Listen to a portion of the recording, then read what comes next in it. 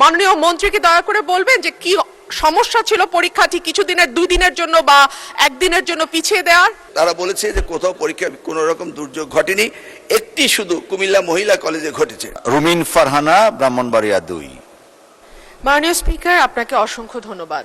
মাননীয় স্পিকার, আপনার মাধ্যমে মাননীয় মন্ত্রী মহোদয়ের কাছে আমার প্রশ্ন, এইচএসসি পরীক্ষা চলছে এবং গত 3-4 দিন ধরে আবহাওয়ার যে অবস্থা ছিল, বৃষ্টি এবং পুরো শহর, শুধু তো ঢাকা না, ঢাকা চট্টগ্রাম সহ বড় বড় যে শহরগুলো, সেই শহরগুলো পানির নিচে তলিয়ে গিয়েছিল। আমাদের শিক্ষার্থীরা অনুরোধ করেছিল পরীক্ষাটি একটু পেছানোর জন্য, কিন্তু এই সিদ্ধান্ত নেওয়া হয় নাই এবং যে কারণে আজকে আন্দোলন হচ্ছে, ঢাকায় আন্দোলন হচ্ছে। আমি মাননীয় মন্ত্রীর কাছে প্রশ্ন রাখছি, এইচএসসির মতো একটি অত্যন্ত গুরুত্বপূর্ণ পরীক্ষা যেটার উপর নির্ভর করে আগামীতে একটা ছেলে বা মেয়ের ভবিষ্যৎ কোন দিকে যাবে, সেরকম একটা পরীক্ষা এবং ফিজিক্সের মতো কি বলবো, one of the most important subjects যেটা সায়েন্সের জন্য, মাননীয় মন্ত্রীকে দয়া করে বলবেন যে কি সমস্যা ছিল পরীক্ষাটি কিছুদিনের 2 দিনের জন্য বা একদিনের জন্য পিছিয়ে দেওয়ার। ধন্যবাদ মাননীয় স্পিকার। ধন্যবাদ মাননীয় সদস্য। মাননীয় শিক্ষামন্ত্রী। মাননীয় স্পিকার, আপনার মাধ্যমে মাননীয় সংসদ সদস্যকে অশেষ ধন্যবাদ। পরীক্ষা আমরা নিয়ে থাকি সারা বাংলাদেশে। এসএসসি পরীক্ষায় প্রায় 2700 সেন্টার রয়েছে এবং 64টি জেলায় এই 2700 সেন্টার একত্রে পরীক্ষা শুরু হয়। ইতিমধ্যে আপনারা শুনেছেন যে চট্টগ্রামে যখন এই ফ্লাড হলো, তখন আমরা একে একে প্রথম রাঙ্গামাটি, বান্দরবন, পরে আমরা খাগড়াছড়ি এবং এরপরে আমরা চট্টগ্রাম পুরা বোর্ডের পরীক্ষা আমরা বন্ধ করে দিয়েছি।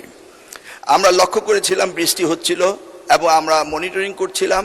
সেই সাথে মনিটরিংয়ের সময় আমরা 64টি জেলার এসপি এবং 8টি বিভাগীয় কমিশনার এবং প্রত্যেকটি বোর্ডের চেয়ারম্যান, ইউনো সকলের সাথে আমরা কথা বলেছি এবং ওয়েদারম্যান আমরা ব্রডকাস্টিংয়ের জন্য তাদের সাথেও কথা বলেছি। তারা বলল যে বৃষ্টি হবে না, সেই কথাটি তারা বলেছে। বিকেল 5টা পর্যন্ত আমরা বসে থেকে সিদ্ধান্ত নিলাম যে সকলেই বলল যে ওয়েদার ভালো হবে, সেই জন্য আমরা পরীক্ষা রেখেছি। সকালে ঘুম থেকে উঠেই দেখতে পেলাম কুমিল্লা সরকারি মহিলা কলেজের মাঠ পানিতে ভরে গিয়েছে। সাথে সাথে আমরা মেয়র সাহেবকে, ফায়ার ডিপার্টমেন্টকে, পুলিশকে, ডিসিকে বললাম যে এই পরীক্ষা কেন্দ্রে স্থানান্তরিত করার জন্য। তারা তখন সকলকে নৌকায় করে ওই স্কুলের 5তলা ভবন সেখানে নিয়ে পরীক্ষা তারা নিয়েছে। আমরা সেটা দেখেছি তাদের দুর্ভোগ। তাছাড়া বাংলাদেশে, সারা বাংলাদেশে আমরা ডিসিদের সাথে কথা বলেছি এবং ইউনিটদের সাথে। তারা বলেছে যে কোথাও পরীক্ষা কোনো রকম দুর্যোগ ঘটেনি, একটি শুধু কুমিল্লা মহিলা কলেজে ঘটেছে এবং সেই সাথে ফিজিক্সের প্রশ্ন 6 এবং 7 এই 2টি প্রশ্ন ভুল হয়েছে। মাননীয় স্পিকার, আমরা দায়িত্ব পেয়েছি মাত্র 4 মাস। কোশ্চেন মডারেটর, আগের কোশ্চেন মডারেটর কোশ্চেন করেছিল। আপনি জানেন যে কোশ্চেন মডারেট করতে হলে এই প্রক্রিয়াটি 2 বছর আগে থেকে শুরু করতে হয়। আমরা এসে কোনো কোশ্চেন তৈরি করতে পারিনি। বিগত গভর্নমেন্টের যে মডারেটর ছিল তারাই কোশ্চেন করেছে। তবুও আমরা তাৎক্ষণিকভাবে ঘোষণা দিয়েছি যে ফিজিক্সের 6 এবং 7 2টি কোশ্চেন ভুল হয়েছে, সেটাকে আমরা ফুল ক্রেডিট দিয়ে দেব, সেটা আমরা বলেছি। এবং পরীক্ষা যথাযথ হচ্ছে কিনা সেইভাবে সাহায্য সহযোগিতা করার জন্য আমরা সকলকে প্রস্তুত রেখেছিলাম। আজকেও আমরা সারাদিন কথা বলেছি এবং প্রত্যেকটি আমাদের সাথে যারা স্টেক হোল্ডার রয়েছেন তারা বলেছে পরীক্ষা সুন্দর হয়েছে, সুস্থ হয়েছে। একটি জায়গায় শুধু কুমিল্লা সরকারি মহাবিদ্যালয় এই ঘটনাটি ঘটেছে এবং সেখানে পরীক্ষা সুন্দর হয়েছে।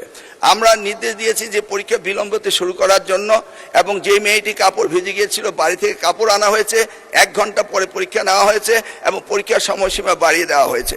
আমি মাননীয় স্পিকার আপনার মাধ্যমে জাতিকে জ্ঞাতার্থে করতে চাই যে পরীক্ষা পদ্ধতিতে আমাদের যে সিস্টেম রয়েছে সেখানে লোকাল যে গভর্নমেন্ট রয়েছেন, ডিসি হতে, ইউনো হতে, পুলিশ হতে, তারা তাৎক্ষণিকভাবে ব্যবস্থা নেবেন যে পরীক্ষা এখানে নেওয়া যাবে কি যাবে না।